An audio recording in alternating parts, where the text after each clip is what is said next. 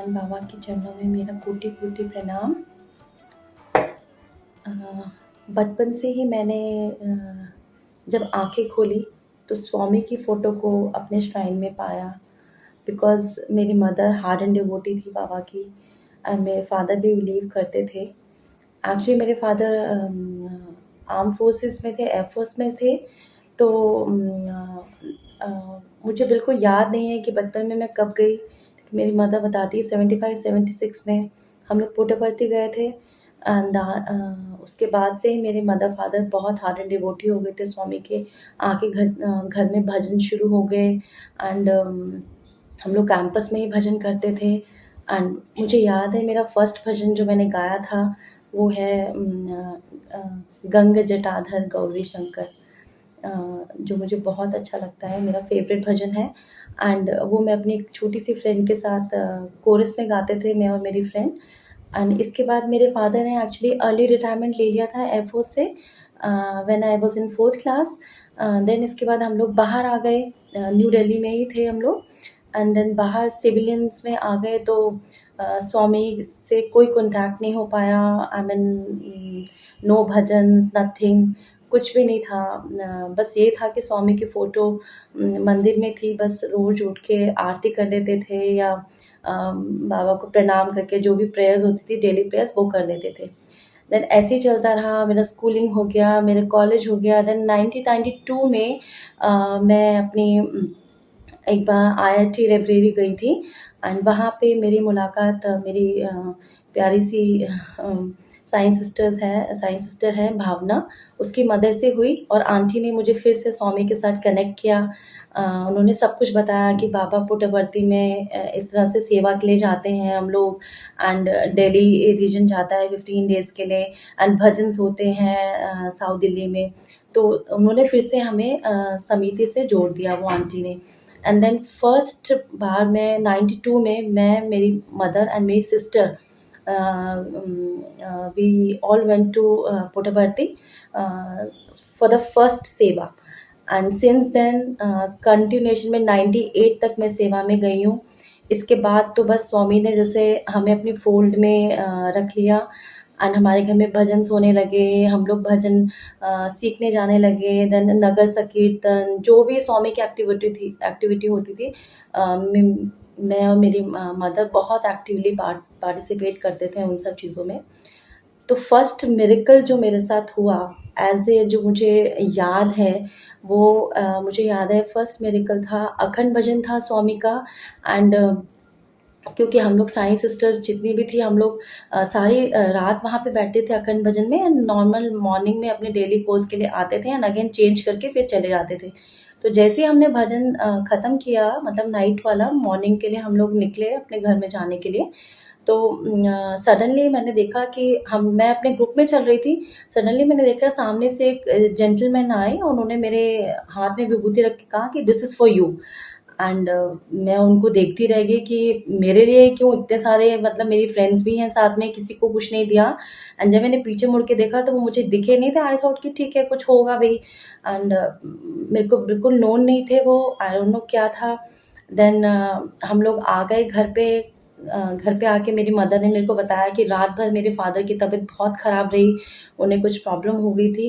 And फिर मैंने उनको बताया कि मम्मा ऐसे स्वामी ने विभूति सेंड की है। तो वो फर्स्ट मिरेकल था स्वामी का कि अगर आप स्वामी के लिए कुछ भी करते हैं तो स्वामी आपके, मतलब आपके साथ होते हैं, हर पल आपके साथ हैं। एंड देन 99 में आई गॉट मैरिड एंड उसमें भी बहुत अच्छा मिरेकल है जो मुझे हमेशा याद रहेगा। एक्चुअली क्या था कि मेरे इन-लॉज़ जो हैं वो देहरादून के हैं, तो मेरे फादर इन लॉ की ये डिमांड थी कि मतलब शादी आप देहरादून आके करें। तो मेरे फादर ने बोल दिया ठीक है कि मुझे तो कोई प्रॉब्लम नहीं है। लेकिन जब मुझे पता चला तो मुझे प्रॉब्लम थी, बिकॉज़ मेरी साइंस साइंस सिस्टर सारी यहीं थी, सारी, मतलब मेरे फ्रेंड सर्कल सब कुछ यहीं था। तो मैंने डैड को बोला भी कि ऐसे मत कीजिए, लेकिन डैड ने कहा नहीं आप, मतलब ठीक है, कोई बात नहीं, थोड़ा मैनेज कर लो बेटा। तो ठीक है, मैंने कहा चलिए इट्स ओके। तो बड़ा बेमन से मैं यहाँ से निकली वहाँ के लिए। हम लोग 4-5 डेज़ पहले ही चले गए थे, बिकॉज़ एंगेजमेंट वगैरह भी थी पहले। एंड यहाँ से गई मैं यहाँ हम लोग सब लोग यहाँ से निकले मॉर्निंग में and we reach there about 11 or 12 o'clock and आप मानेंगे नहीं जैसे ही मैं वहाँ उतरी और जो स्वामी जो एक पहले कोठी हुआ करती थी वो एक मेरे फादर ने ले ली थी हमारे सारे रिलेटिव्स के लिए। जैसे ही मैं वहाँ उतरी तो वहाँ मैंने सामने कोठी पे जो बोर्ड होता है उस पे लिखा था कुलवंत निवास एंड ये रियली मतलब मैं मेरे को इतना अच्छा लगा मतलब मुझे लगा कि मैं तो स्वामी को मतलब फोटोग्राफ से उसमें ढूंढती रही कि स्वामी तो मेरे साथ साथ ही चल रहे हैं। Then then I was very happy कि स्वामी ने खुद ऑर्गेनाइज किया सब चीज़ें। देन शादी का दिन आया 18 Feb and I was missing my friends कि वो होते तो एक्चुअली हम लोग सारे फ्रेंड्स जो हैं जब लोग किसी की भी मैरिज होती है तो सब जब फेरे होते हैं तो भी एक मंगल भजन है जय जय संगल मंगल साहि नमो लोग ज़रूर गाते हैं वो भजन। आई वॉज थिंकिंग कि पता नहीं कौन गाएगा वो। Really sorry. I was thinking कि कौन गाएगा वो एंड ठीक है शाम को मैरिज स्टार्ट हुई एंड जयमाला वगैरह सब हो गई एंड क्योंकि हमारे रिलेटिव्स कम थे मेरी कोई फ्रेंड्स नहीं थी तो मेरे को थोड़ा सा अजीब लग रहा था कि काश मेरी फ्रेंड्स होती मेरी साइंस सिस्टर्स होती मेरे साथ में। एंड सडनली मैं देखती हूँ कि मेरा नोन शेखर जो है वो सामने से आ रहा है एंड उस समय मुझे बिल्कुल भी उम्मीद नहीं थी किसी भी फ्रेंड्स की किसी इवन तो शेखर की भी उम्मीद नहीं थी कि वो आएगा एंड उसमें मुझे ऐसा लगा कि शेखर के रूप में स्वामी ही साक्षात मेरे शादी में आ गए हैं and I was so thrilled मैं बता नहीं सकती आपको मुझे इतना अच्छा लगा and again I was in Swami's thought कि ओके ठीक है बेशक वो थोड़ी देर के लिए आया लेकिन वो मुझे बहुत अच्छा लगा एंड देन शादी हो गई एंड जब फेरों का टाइम आया एंड आपको पता है जब फेरे होते हैं तो कितने मंत्र चैंट्स होते हैं सब होता है तो उसमें इंसान भूल जाता है कि आपको क्या करना है। लेकिन मुझे याद है स्वामी ने मुझे जब मेरे फेरे हो रहे थे स्वामी ने मुझे याद दिलाया कि तुम ये वाला जय जय मंगल भजन गाओ and I सैंग for my self उस दिन एंड मतलब मैं ये बताना चाहती हूँ कि मतलब ईच एंड एवरी स्टेप में स्वामी आपके साथ है बस हमें बस उनको पुकारने की देर है that's it. Each and every step अगर आप उन्हें याद करते हैं तो आपके साथ साथ पग पग पग पग और पल पल हैं आपके साथ एंड इसके बाद मैरिज लाइफ शुरू हो गई एंड बच्चे हो गए देन घर की जॉइंट फैमिली में थी मैं तो स्वामी से मेरा भजन से मेरी साइंस सिस्टर से कोई लिंक नहीं रहा लेकिन I was always in Swami's thought कि ठीक है स्वामी ने मुझे जो सेवा दी है वो यही है शायद कि मैं अपनी फैमिली में इन्वॉल्व रहूँ and then this year this अभी कोरोना पीरियड में एक और मिरेकल मेरे साथ हुआ जो मैं ज़रूर शेयर करना चाहूँगी आप लोगों के साथ। उसमें अप्रैल में मेरी मदर को मेरे फादर को पहले मेरे फादर को कोरोना हुआ देन उनके साथ साथ बिकॉज मैं उनके कॉन्टैक्ट में आई थी तो मुझे और मेरे हस्बैंड को हो गया था एंड जैसे ही उससे पहले मैं बताना चाहूँगी कि स्वामी ने मुझे कैसे प्रिपेयर किया उसके लिए। आई रिमेम्बर कि मार्च में ये हमने साइंस सच्चरित्र का जो पाठ का जो ग्रुप है उसको मैंने ज्वाइन किया एंड उसमें हमेशा जब भी मैं पढ़ती थी तो मुझे लगता था कि बाबा मुझे ये मैसेज दे रहे हैं कि आप 2 मैसेज मेरे को लगता था मेरे लिए हैं। एक तो ये कि नाम स्मरण के लिए बहुत स्वामी बोलते थे कि नाम स्मरण करो एंड दूसरा कि अपनी प्लेट से आप मुझे ब्रह्मार्पणम करते हैं कि नहीं, कि जब आप कुछ खाते हैं तो आप मुझे अपनी प्लेट में जब आप खाते हैं तब आप मुझे याद करते हैं कि नहीं। और मैं दोनों चीज़ नहीं करती थी, बिकॉज़ नाम स्मरण भी मैं नहीं करती थी और ब्रह्मा अर्पणम करती थी। खाना बनने के बाद या विभूति डाल देती हूँ खाने में, लेकिन अपनी प्लेट से मैंने कभी नहीं किया था। तो वो भी मैंने शुरू कर दिया, क्योंकि मुझे बहुत स्ट्रांगली ये मैसेज मिल रहा था। And then I told my mother also, मेरी मम्मा को भी बताया कि मम्मा आप भी नाम स्मरण किया कीजिए। चलते फिरते कुछ भी, मतलब छूट भी जाए तो भी आप दोबारा स्टार्ट कीजिए, कि मतलब रेगुलरली करने के लिए। एकदम तो नहीं होता है कि आप स्टार्ट कर रहे हो, आप एकदम आपको 24 घंटे आप नाम स्मरण कर सकते हैं, लेकिन जब याद आए तब करना शुरू कीजिए।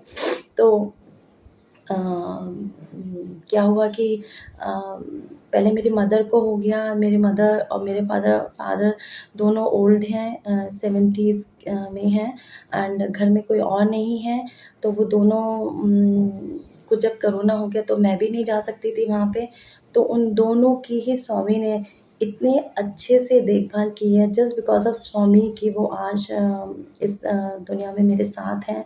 पहले मेरी मदर को हुआ तो मेरे फादर ने टेक केयर किया, फिर मेरे जब फादर को हो गया तो मेरी मदर ने टेक केयर किया। एंड उन दोनों को ही स्वामी ने स्ट्रेंथ दिया, जस्ट बिकॉज़ मेरी मदर भी बहुत हार्डेंड बिलीवर हैं स्वामी की। उन्होंने खुद महसूस किया है कि स्वामी उनके बेड के पास आके उनको मतलब आशीर्वाद दे रहे थे, उनके पास थे during that corona period. And then मेरे साथ भी ऐसे हुआ कि मेरे को भी बहुत इन्फेक्शन ज़्यादा था मेरा। एंड मेरे हस्बैंड का थोड़ा कम था। एंड मेरा जो बेटा था वो 12th के बोर्ड्स के लिए उसको देने थे, बोर्ड्स के लिए बोर्ड के एग्ज़ाम देने थे। तो हम लोग उसको प्रिकॉशनरी बेसिस पे हम लोगों को ये था कि उसको नहीं होना चाहिए। तो हम दोनों ने अपने आप को अलग-अलग रूम में कह दें कि हम दोनों अलग-अलग रहेंगे। एंड मेरे को इन्फेक्शन ज़्यादा था, तो मुझे रूम से बाहर इजाज़त निकलने की बिल्कुल भी इजाज़त नहीं थी कि आप रूम में ही रहिए। तो आप यकीन कर सकते हैं कि 7-8 दिन बस एक रूम में रहना अकेले, कैसे कोई मैनेज कर सकता है। तो वो मैंने उस समय मेरा, अगर मैं अब देखती हूँ तो वो मेरे लाइफ़ का सबसे अच्छा ब्यूटीफुल टाइम था, जो मैंने अपने बाबा के साथ बिताया है। एंड मुझे याद है कि रात में जब क्योंकि आपको आदत नहीं होती है, क्योंकि अगर कोई भी नहीं रूम में नहीं होता, तो मेरे पास एक प्यारा-सा डॉगी है जो मेरे साथ में रहता है हमेशा, लेकिन वो भी रूम में, उसको भी एंट्री नहीं थी उस दौरान। तो जब पहला दिन आया तो मेरी तबीयत बहुत ख़राब थी, क्योंकि 4-5 दिन से मुझे हाई फ़ीवर चल रहा था। एंड बॉडी में बिल्कुल स्ट्रेंथ नहीं थी, अनकॉन्शियस टाइप थी मैं। अ, तो मैंने अपने साइंस सचरित का जो बुक है वो, एंड उठाया और वो अपने बेड पे लेके चली गई। एंड वो मैंने सारी रात, जब तक मुझे 4-5 दिन तक मुझे जब तक होश नहीं आया, जब तक मेरा बुखार कम नहीं हुआ, तो मैं अपने यहाँ पे रख के स्वामी को रख के सोती थी, अपने बाबा को, और दिन रात उनसे ही बात करती रहती थी। एक बार मुझे याद है कि मेरा ऑक्सीजन लेवल बहुत कम हो गया था। आई मीन जब मेरे हस्बैंड रात में मुझे मेडिसिन देने आए रूम में, तो इट वाज़ लाइक 91 था। देन अनिल ने मुझे बोला कि आप वो एक्सरसाइज़ कर लो, तो ब्रीदिंग वाली। तो मैंने बोला ठीक है अभी कर लेती हूँ, बिकॉज़ मेरे को काफ़ी वीकनेस हो रही थी और बॉडी में बिल्कुल स्ट्रेंथ नहीं करने की। तो मैंने कहा कोई बात नहीं, मैं कर लूँगी, आप तुम जाओ, यहाँ मैं अपने आप मैनेज कर लूँगी। एंड देन मैंने कोशिश करी उनके जाने के बाद, तो मुझसे नहीं हुई। एंड फिर मैं सो गई। एंड सो के जब मुझे रात में मुझे होश आया, तो मेरे बेड पे कोरोना के टाइम पे एक थर्मामीटर, ऑक्सीमीटर, मेरी मेडिसिन्स, मेरे साईं चरित्र एंड मेरा फ़ोन, ये 5 थिंग्स मेरे साथ रहती थी हमेशा बेड पे। तो मेरा आदत है जैसे उठे और मैंने ऑक्सीमीटर पे अपना लेटे-लेटे ही देखा, तो बहुत कम था oxygen level, went off to 82। And मेरे को बहुत ही डर लग गया कि अरे ये तो मुझे हॉस्पिटलाइज़ कर देंगे अनिल अब तो। तो मैंने कहा अब तो एक्सरसाइज़ करनी ही पड़ेगी। एंड मैं ऐसे अपने अपने आप से ही बात कर रही थी कि एक्सरसाइज़ करनी ही पड़ेगी। एंड मैंने एक्सरसाइज़ करनी शुरू की। मैंने फर्स्ट ब्रीथिंग एक्सरसाइज़ की, मतलब फर्स्ट साइड लेट के, और जो मुझसे बिल्कुल नहीं हुई और मैं गिर गई। मतलब पिलो पे ही मैंने अपने आप को मतलब पूरा वो कर दिया कि मेरे में बिल्कुल स्ट्रेंथ नहीं है and I started talking to Baba कि बाबा कैसे होगा? मुझसे तो बिल्कुल नहीं हो रहा है, क्या होगा? बस मैंने इतना बोला था कि अंदर से एक आवाज़ मुझे सुनाई दी कि मेरी बेटी तू चिंता क्यों करती है? मैं हूँ ना। And he started counting 50 for the 1 2 3 4 करके बाबा ने काउंट करना शुरू किया और यकीन मानिए कहाँ से मेरे में स्ट्रेंथ आई मुझे कुछ पता नहीं। मैंने 50 राइट साइड में एंड 50 लेफ्ट साइड में जैसे जैसे बाबा काउंटिंग करते रहे, मैं वैसे-वैसे एक्सरसाइज़ करती रही और जब मेरा 100 हो गया, तो आई गिव अप कि बाबा बस बहुत हो गया, मेरे बस का नहीं है करके और मैं एकदम गिर गई पिलो के ऊपर और देन इसके बाद मैं सो गई, मुझे कुछ याद नहीं एंड देन मॉर्निंग में मेरी जब जाँख खुली अ, तो मैंने अपने सबसे पहले ऑक्सीमीटर से अपना वो देखा ब्रीथिंग लेवल तो इट वाज़ क्वाइट गुड 94 था। तो मुझे लगा कि चलो ठीक है, अभी ठीक है। लेकिन मुझे रात में जो कुछ याद था जो कुछ हुआ मेरे साथ मुझे याद नहीं आया मॉर्निंग में। थोड़ी देर के बाद मुझे याद आया कि यार मतलब बाबा आए थे मेरे को मेरी लाइफ़ को बचाने के लिए बाबा साक्षात कल इस रूम में थे मेरे साथ में एंड उन्होंने ही मुझे एक्सरसाइज़ कराया, उन्होंने ही मुझे अ ये नया जीवन जो मुझे आज मैं आपके सामने हूँ, सबके सामने वो बस मेरे बाबा की देन है। वो मतलब पग-पग में मेरे साथ में थे।